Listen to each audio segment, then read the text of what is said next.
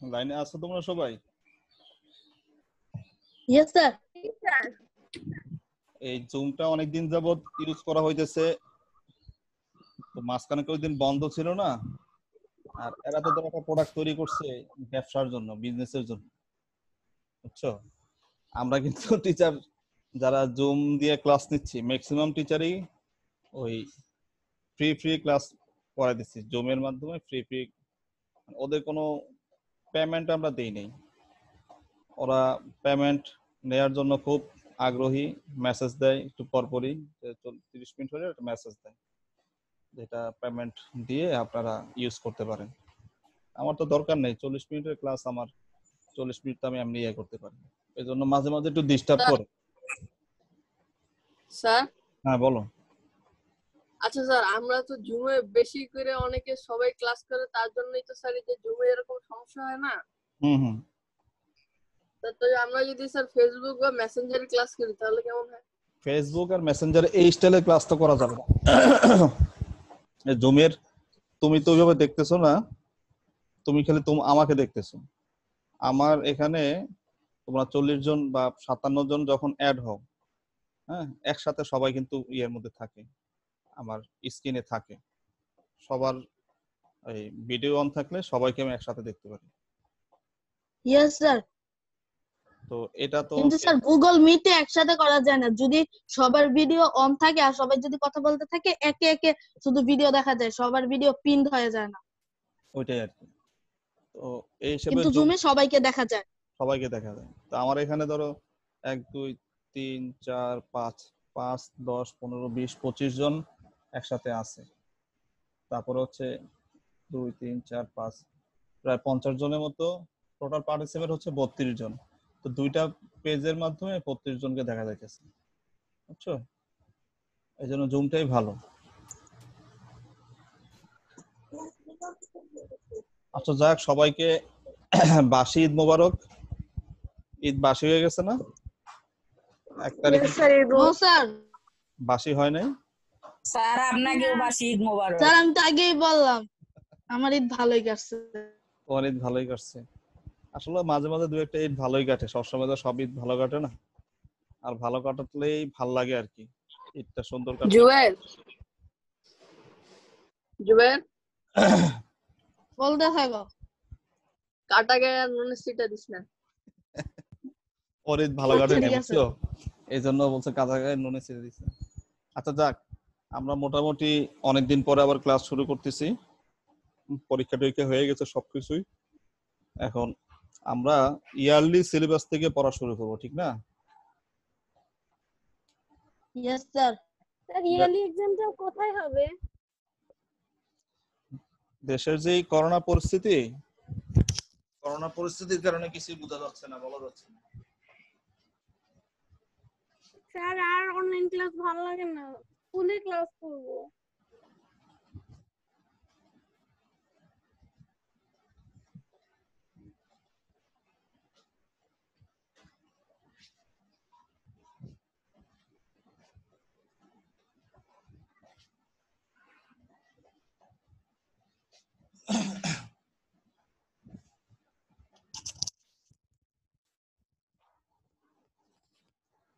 তো দেশের এই করোনা পরিস্থিতির কারণে এই নেক্সট পরীক্ষা কোথাও হবে বলা যাচ্ছে না, কারণ করোনা খুব তাড়াতাড়ি তোমার দূর হবে না। করোনার এই সিচুয়েশন দূর হইতে সময় লাগবে, বুঝছো? স্যার আমার একটা কোশ্চেন আছে। হ্যাঁ বলো। আচ্ছা স্যার, এই যে করোনার কারণে তো আমাদের এই এমটি2 পরীক্ষাটা হয় নাই, শুধু ফাইনাল হয়েছে, তাই না? মানে হাফ ইয়ারলি পরীক্ষাটা হয়েছে। তো স্যার যদি ফাইনালের আগে করোনা থাকে তার মানে এমটি1 আর এমটি2 হবে না, শুধু ফাইনাল পরীক্ষা হবে। আচ্ছা, এই পরীক্ষা না হওয়ার প্রতি এত খুশি কেন তোমরা? এই যে অনেকেই কিন্তু মনে করছে যে হাফ ইয়ারলি পরীক্ষা হবে না, তারা কিন্তু পড়াশোনার কারণে প্রিপারেশন নেয়নি। হঠাৎ করে যখন তোমার অ্যানাউন্স হলো পরীক্ষা হবে, তখন তাদের কান্নাকাটি শুরু হয়ে গেছে। হয়েছে না এরকম অনেকের? স্যার আপনি কান্না করছিলেন?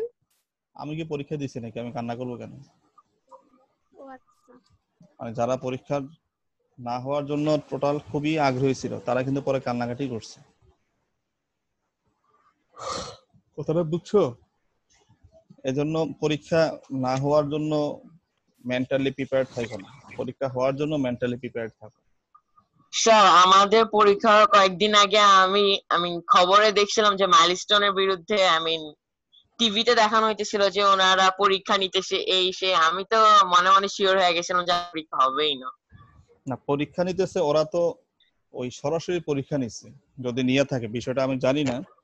সরাসরি পরীক্ষা নেয়, কারণ প্রধানমন্ত্রী বলছে তো শিক্ষা প্রতিষ্ঠান বন্ধ থাকবে। এখন তুমি পরীক্ষা নেওয়ার জন্য পোলাপানরে শিক্ষা প্রতিষ্ঠান যদি নিয়ে আসো তাহলে এটা না না স্যার, অনলাইনে নিতেছিল MT1 মেবি। হ্যাঁ, তো অনলাইনে নিতে সমস্যা না, আমরা তো অনলাইনে নিচ্ছি, এটা নিয়ে তার কোনো কথা বলার কোনো সুযোগ নেই অনলাইনে যদি পরীক্ষা হয়।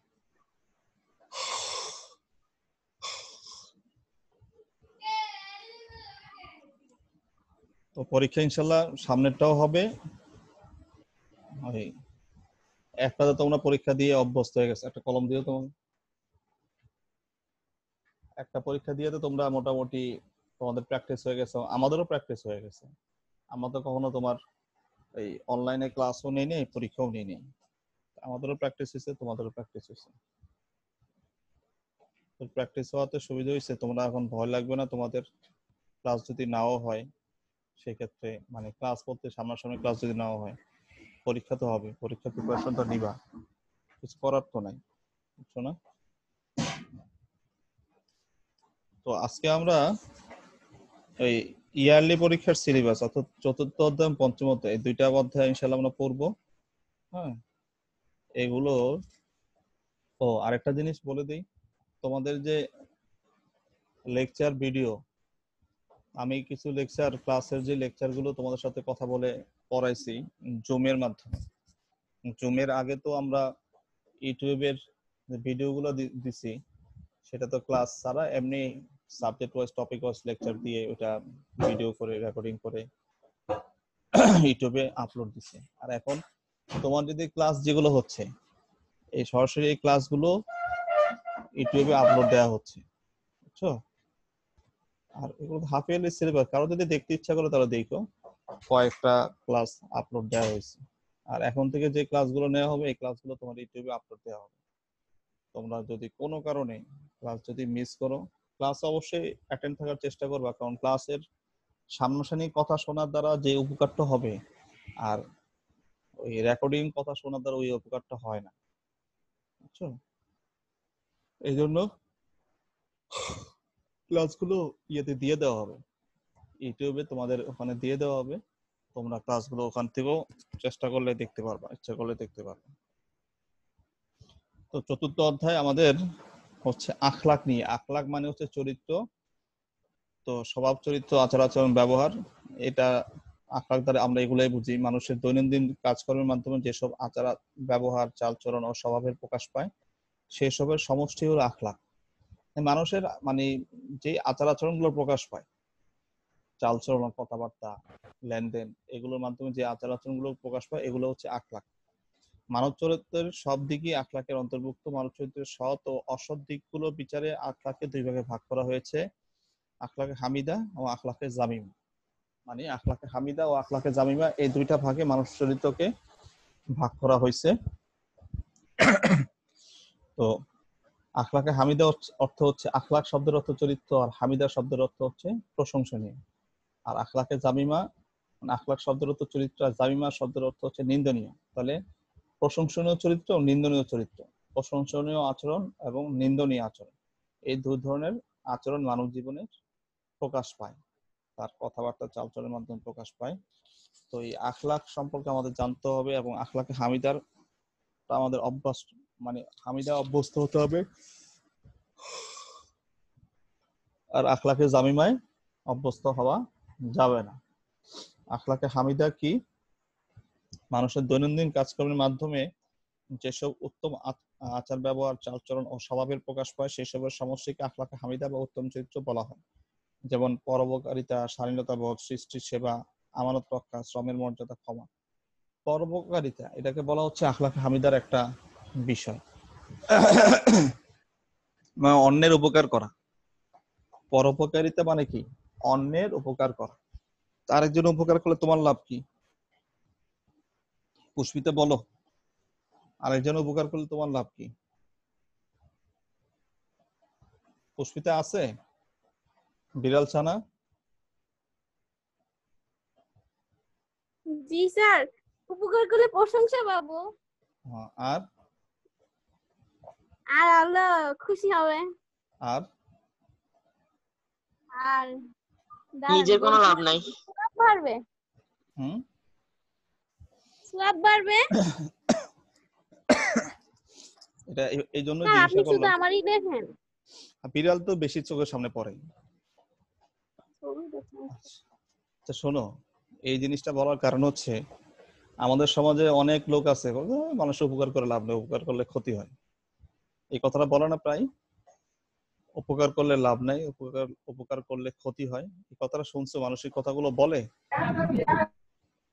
হ্যাঁ স্যার আমি শুনি নাই, কিন্তু আপনার মুখ থেকে মাত্র শুনলাম।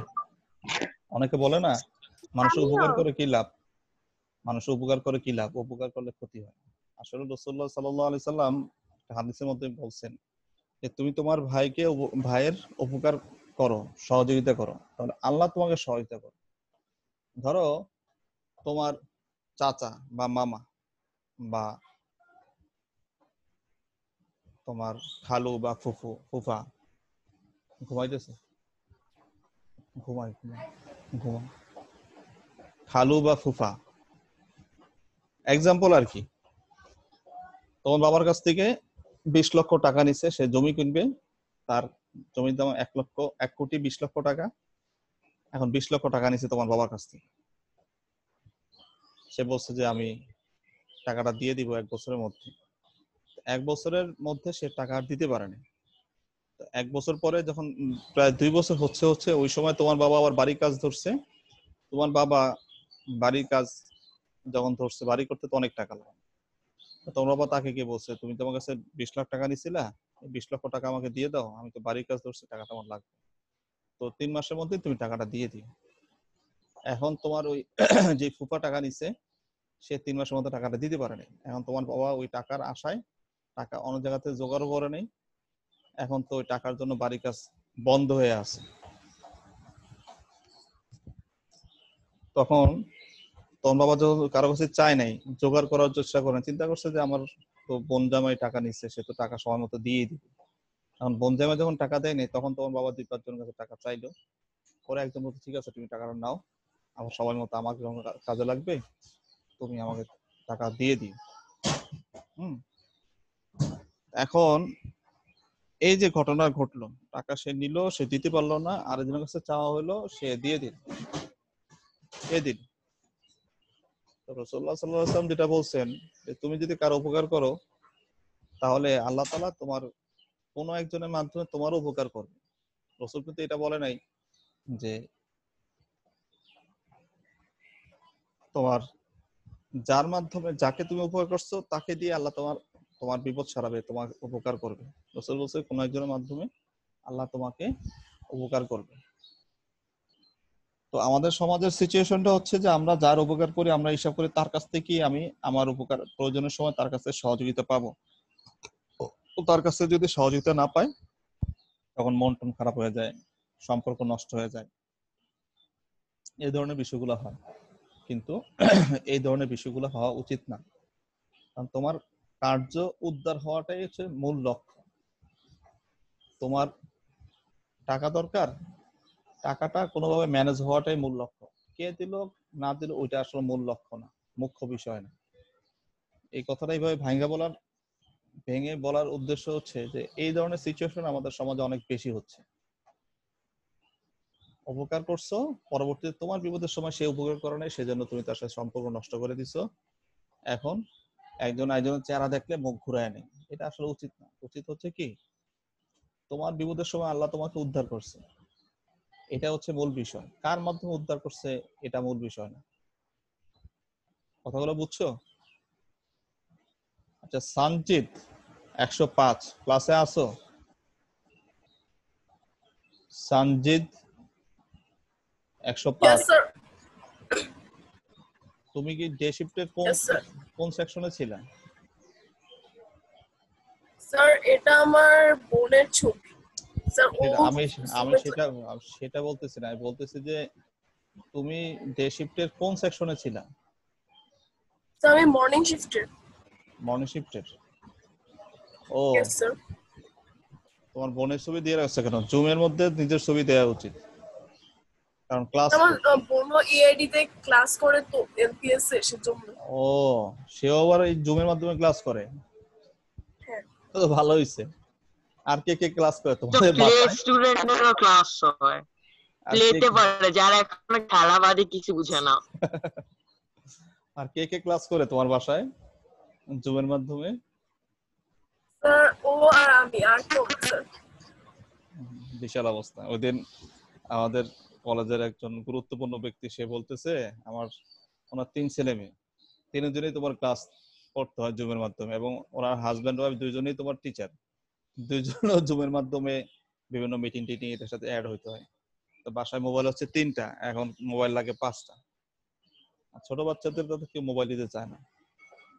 কথাটা ঠিকই, ছোট বাচ্চাদের আসলে মোবাইল দেওয়া উচিত না, কারণ এই যে তুমি দেখো যে আমাদের সেকশনে 57 যদি স্টুডেন্ট হয়ে থাকে, এর মধ্যে 40 স্টুডেন্টের চোখে চশমা। এর অন্যতম একটা কারণ হচ্ছে যে মোবাইল নিয়ে সারাদিন ঘাটাঘাটি করে, আর দ্বিতীয় কারণ হচ্ছে যে তোমার এই যে খাবারগুলো খেলে যে খাবারগুলো স্যার খেলে আপনিও তোমার কিন্তু চশমা পরেন আমি দেখছি। হ্যাঁ, আপনিও চশমা পরেন আমি দেখছি। তো যে খাবারগুলো খেলে তোমার চোখের উপকার হয়, ওই খাবারগুলো ছোট বাচ্চারা খেতে চায় না। দুইটা কারণে। আমার চশমা পরার কারণ হচ্ছে যে আমি তো তোমার কাছেরটা দেখি না, দূরেরটা দেখি।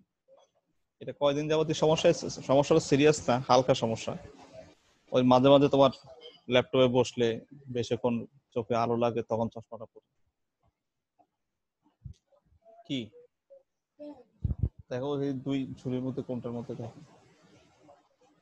তো এ হচ্ছে সিচুয়েশন, জুমের সিচুয়েশন। যাদের বাসায় 3-4 জন স্টুডেন্ট আছে, সবারই এখন তোমার জুমে ক্লাস মানে করতে হয়। এটা বাসার সমস্যা হয়ে গেছে। আর ছোট বাচ্চাদের এই তোমার মোবাইল, ল্যাপটপ এগুলো আসলে ইউজ করলে চোখের সমস্যা হবে। সবারই উচিত একটা চশমা বলতে যে 0 পাওয়ারের চশমাগুলো ব্যবহার করে ল্যাপটপে বা মোবাইলের সামনে বসা। আর ছোট বাচ্চারা তো মোবাইল পেলে তো মানে অস্থির অবস্থা। আমার ছেলের বয়স মাত্র 9 মাস, তার সামনে আমি মোবাইল অনই করতে পারি না। কোন ভাবে কিভাবে যে হাত দিয়ে সে নিয়ে যায় আমি মানে টেরই পাই। এটা হয়ে গেছে এমন একটা বিষয়। ধরো বুঝছো? তো আখলাকে হামিদের নিয়ে কথা বলতেছিলাম। শালীনতা বোধ মানে হচ্ছে তোমার আচার আচরণ কথাবার্তায় তুমি যথেষ্ট ভদ্রতা দাও। এখানে রাখো। যথেষ্ট একটা গেঞ্জি দিয়ে যথেষ্ট ভদ্রতা প্রকাশ পাবে তোমার আচার আচরণ কথাবার্তায়, ভদ্রতা প্রকাশ পাবে যথেষ্ট।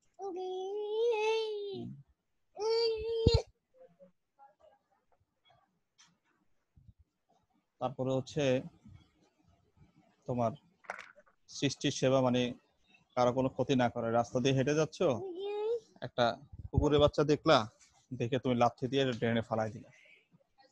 করে না অনেকে এরকম? হ্যাঁ, অনেকে তো এরকমই করে যে কুকুরের বাচ্চা দেখছে, লাথি দিয়ে ড্রেনে ফালাই দিল।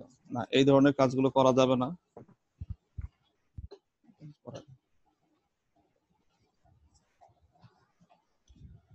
তো সৃষ্টির সেবা করতে হবে। ওই আবার রাত জেগে বাসার বাইরে এসে দোকানে বসে কুকুরকে খাওয়ানোর জন্য তোমার সবকিছু বাদ দিয়ে, পড়াশোনা বাদ দিয়ে বসে থাকবা, এটাও ঠিক হবে না। আমানত রক্ষা মানে কোনো ব্যক্তি তোমার কাছে কোনো কিছু রাখলো, সেটা তার জিনিসটা তাকে না বলে ব্যবহার করা যাবে না, এটা হচ্ছে প্রথম কথা। দ্বিতীয়টা, তাকে সুন্দর মতো তার জিনিস ওইভাবে দিয়ে দিতে হবে। ধরো তোমার কাছে কেউ একটা মোবাইল রাখলো, তোমার খুব ইচ্ছা হইলো মোবাইলটার মধ্যে কয়েকটা সুন্দর গেম আছে, এই গেমগুলো খেলার জন্য খুব ইচ্ছা হইলো তোমার। এই গেমগুলো তোমার খেলতে গেলে ওই লোকের কাছে তোমার পারমিশন নিতে হবে। অনুমতি নিতে হবে, অনুমতি নিয়ে তুমি ব্যবহার করতে পারবে। আর কেউ যদি তোমার কাছে কোনো কথা বলে, গোপন কথা বলে, যে কথা বলে অনেক সময় বলে না যে কারো কাছে বলবা না, তাহলে এই কথাগুলো কারো কাছে বলা যাবে না। অনেক আছে পেটের মধ্যে কথা থাকে না, পেটের মধ্যে কথা রাখার অভ্যাস করতে হবে, বুঝছো? এই বাচাল টাইপের লোকদের জন্য অনেক সমস্যা, পেটের মধ্যে কথা রাখার অভ্যাস করতে হবে। তো এটা হচ্ছে আমানত রক্ষার একটা গুরুত্বপূর্ণ জিনিস। স্যার হুম। স্যার কেউ যদি আমানত রাখে আর ভুল করে যদি ওই আমানত গুলো নষ্ট হয়ে যায় তাহলেও কি খিয়ানতকারী হবে? ভুল করে যদি হয়, ভুলের কোনো সাজা নেই, ভুলের কোনো মানে শাস্তি নেই। ভুল করে হলে সে খেয়ানতকারী হবে না, কিন্তু ইচ্ছায় যদি হয় তাহলে খেয়ানতকারী হবে। এই জন্য আমানতটা খুব গুরুত্বের সাথে রক্ষা করতে হবে। শ্রমের মর্যাদা আল্লাহ তাআলা কিন্তু মানুষকে পৃথিবীতে পাঠাইছে কাজ করার জন্য, খালি ঘুমানোর জন্য না। আমাদের সমাজে কি এক শ্রেণীর লোক আছে খালি ঘুমায়, সুযোগ পাইলে একটা গিয়ে ঘুম দিবে, একটু সময় পাইছে ঘুম দিবে। এই ঘুমের মাধ্যমে কিন্তু তোমার শরীরের উপকার হয় না, শরীরের ক্ষতি হয়। প্রয়োজনীয় পরিমাণ ঘুম যতটুকু দরকার ততটুকু ঘুমিয়ে ঠিক আছে, এর চেয়ে বেশি ঘুম কিন্তু ঠিক নেই। তো এক্ষেত্রে পরিশ্রম করা দরকার। পুরুষ মানুষ, মহিলা মানুষ, নারী পুরুষ সবারই পরিশ্রম করা দরকার। আল্লাহ তাআলা পৃথিবীতে পাঠাইছে মূলত মানুষকে কিছু করার জন্য। আর এই শ্রমের মাধ্যমে কিছু করা, এটাও কিন্তু ইবাদত। কারণ তুমি শ্রমটা কেন দিচ্ছ? তোমার রিজিক অন্বেষণ করার জন্য। আর রিজিক অন্বেষণ করতে আল্লাহ বলছে, এর মাধ্যমে তোমার আল্লাহর নির্দেশনা মানা হচ্ছে, আল্লাহর নির্দেশ মানা হচ্ছে। তো আমাদের কাজ করার একটা মানসিকতা থাকতে হবে। তারপর হচ্ছে ক্ষমা। মানুষ ইচ্ছায় অনেক ভুল করে, তো যে ধরনের ভুলের ক্ষমা করে দেওয়া সম্ভব ওই ধরনের ভুলের ক্ষমা করে দেওয়া উচিত। আর যেটা সম্ভব না সেটা তো আর কিছু করার নেই। তো আখলাকে হামিদার গুরুত্বের ক্ষেত্রে মানব জীবনে আখলাক হামিদার গুরুত্ব অপরিসীম। মানব জীবনের সুখ শান্তি আখলাকে হামিদা বা প্রশংসনীয় আচরণের উপর নির্ভরশীল। প্রশংসনীয় আচার আচরণের উপরে মানব জীবনের সুখ শান্তি নির্ভরশীল। আমরা সবাই সুখে থাকতে চাই, শান্তিতে বসবাস করতে চাই। কেউ তো কষ্ট এবং দুঃখের মধ্যে জীবনযাপন করতে চায় না। আছো নাকি কেউ? জাহিদ, তুই কি চাস তোর জীবনটা কষ্টের মধ্যে যাক? না স্যার, অসম্ভব। সবাই খুব চায় যে আমার জীবনটা খুব শান্তিতে থাকুক, খুব আরামে থাকুক, আমার কোনো কষ্ট হবে না, কিচ্ছু হবে না। তো সবাই এই ধরনের চিন্তাই করে। আখিরাতের সুখ দুঃখ আখলাক হামিদের উপর নির্ভরশীল। মানে আখিরাতে জান্নাত জাহান্নাম যে লাভ করবে এটাও উত্তম আচার আচরণের উপর নির্ভরশীল, বুঝছো? যার স্বভাব চরিত্র সুন্দর হবে সে ততই সৎকর্মশীল এবং আল্লাহর কাছে প্রিয় হবে। তো স্বভাব চরিত্র সুন্দর রাখা, সুন্দর করা আমাদের সবারই দরকার। আখলাক হামিদার সুফল হচ্ছে মহান আল্লাহ তাআলা ও রাসূলের ভালোবাসা লাভ। ভালো মানুষকে সবাই ভালোবাসে, সে মুসলিম হোক আর অমুসলিম হোক, ভালো মানুষকে সবাই ভালোবাসে। আমাদের ভালো মানুষ হতে হবে, উত্তম চরিত্রের অধিকারী হলে মহান আল্লাহ তার রসুল এর সন্তুষ্টি অর্জন করা যায়। রাসূলুল্লাহ সাল্লাল্লাহু আলাইহি ওয়াসাল্লাম বলেন, তোমাদের মধ্যে সে ব্যক্তি আল্লাহর নিকট অধিক প্রিয় যার চরিত্র সর্বোত্তম। মানে চরিত্র যদি ভালো হয় আল্লাহর নিকট প্রিয়। চরিত্র ভালো কার, এটা আমরা কিভাবে বুঝবো? কার চরিত্র ভালো, কোন ব্যক্তির চরিত্র ভালো, এটা আমরা বুঝবো কিভাবে? আমরা বুঝবো হচ্ছে ওই ব্যক্তির আচার আচরণের মাধ্যমে, যেটা প্রকাশ পায়। তারপর হচ্ছে আখলাকে হামিদার সুফল হচ্ছে ইমানের পূর্ণতা অর্জন। চরিত্রের বিচারে যে উত্তম, মুমিনের মধ্যে সেই পূর্ণতম ইমানের অধিকারী। চরিত্রের বিচারে যে উত্তম, চরিত্র যার ভালো সে পূর্ণতম ইমানের অধিকারী। তো ইমান আবার পূর্ণ অপূর্ণ বিষয়টা আছে নাকি? হ্যাঁ, ইমানের পূর্ণ অপূর্ণ বিষয় আছে। তোমার তোমার ইমানটা পরিপূর্ণ হচ্ছে, পরিপূর্ণ কিনা না অপরিপূর্ণ, এটার একটা বিষয় আছে। তো চরিত্র ভালো থাকলে ইমান পরিপূর্ণতা লাভ করবে, আর চরিত্র যদি ভালো না থাকে ইমান পরিপূর্ণতা লাভ করবে না। তারপর হচ্ছে সর্বোত্তম মর্যাদা লাভ। উত্তম চরিত্রের অধিকারী ব্যক্তি আল্লাহ ও তার রাসূলুল্লাহ সাল্লাল্লাহু আলাইহি ওয়াসাল্লামের নিকট উচ্চ মর্যাদা লাভ করেন, সমাজের নিকটও উচ্চ মর্যাদা অধিকারী হন। রাসূলুল্লাহ সাল্লাল্লাহু আলাইহি ওয়াসাল্লাম বলেন, তোমাদের মধ্যে সেই ব্যক্তি শ্রেষ্ঠ যার চরিত্র উত্তম। চরিত্র ভালো হলে রাসূলুল্লাহ সাল্লাল্লাহু আলাইহি ওয়াসাল্লাম আল্লাহ তাআলা সবাই তাকে ভালোবাসেন।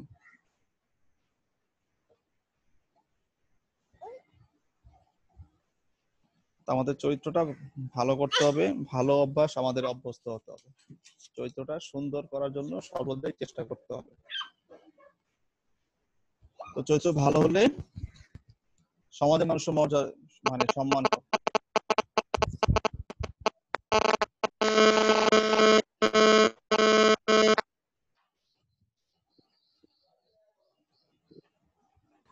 চরিত্র ভালো হলে সমাজের মানুষও সম্মান করে। আমাদের সমাজের ভালো লোকদের কিন্তু আমরা সবাই ভালোবাসে পছন্দ করি এবং তার ব্যাপারে কোনো খারাপ মন্তব্য করি না এবং কুৎসা আমরা রটানোর জন্য চেষ্টা করি না, এবং কেউ কিছু বললে তাকে প্রোটেস্ট করি যে না, লোকটা ভালো, কেন তুমি তার ব্যাপারে এই ধরনের মানে অনর্থক কথা বলতেছো, বুঝছো? তারপর হচ্ছে জাহান্নাম থেকে পরিত্রাণ লাভ। জাহান্নাম থেকে পরিত্রাণ লাভ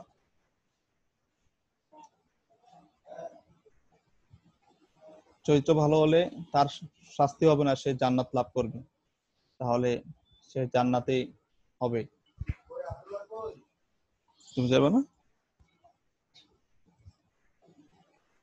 তো আমাদের চরিত্র ভালো করতে হবে সবকিছু ক্ষেত্রে, যেমন কথা বলার ক্ষেত্রে সত্য কথা বলতে হবে, কাউকে গাল মন্দ করা যাবে না, কাউকে অন্যায়ভাবে কষ্ট দেওয়া যাবে না, বাবা মার কথা শুনতে হবে।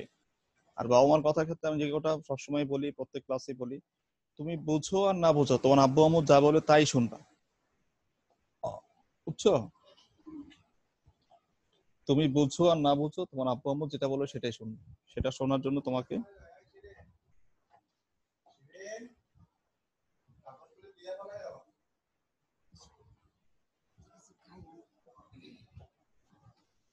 যাবো না, চলো চলো আসো,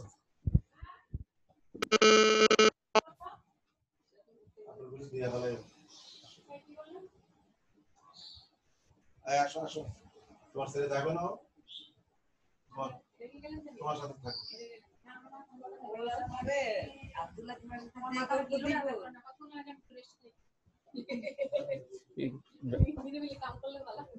গাড়ি নিয়ে আসছে না? যাও তো ঘুরে আসো, ঘরের মধ্যে থাকতে থাকতে।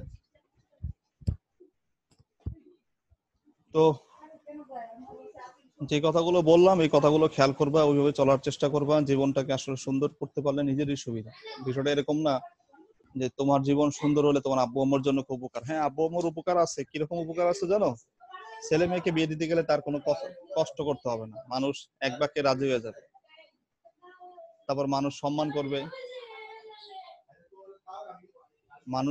করবে, জানা আপনার ছেলেটাতে খুব ভালো, মানুষ প্রশংসা করবে, এটা বাবা মার শুনতে খুব ভালো লাগে।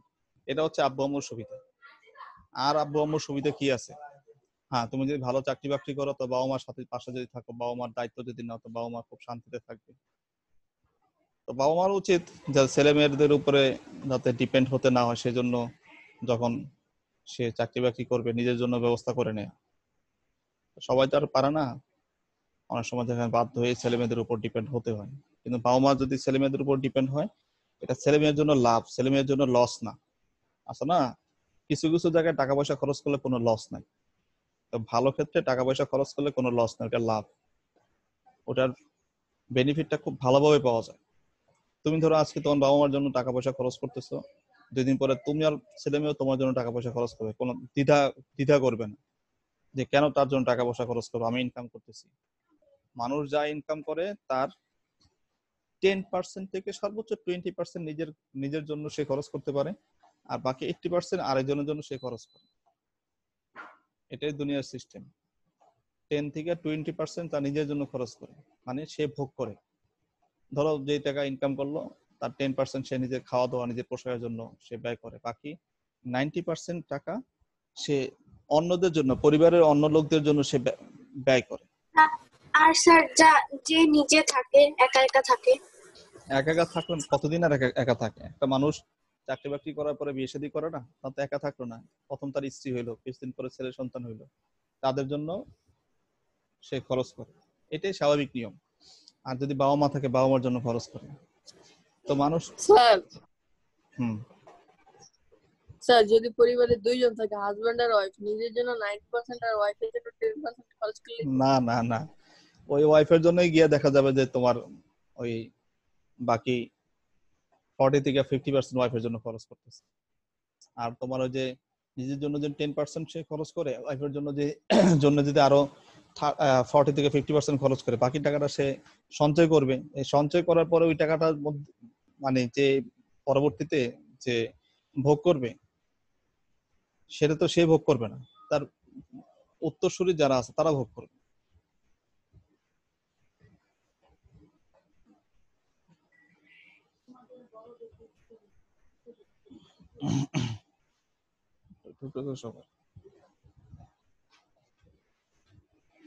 তো আচ্ছা স্যার, একটা জিনিস জিজ্ঞাসা করি।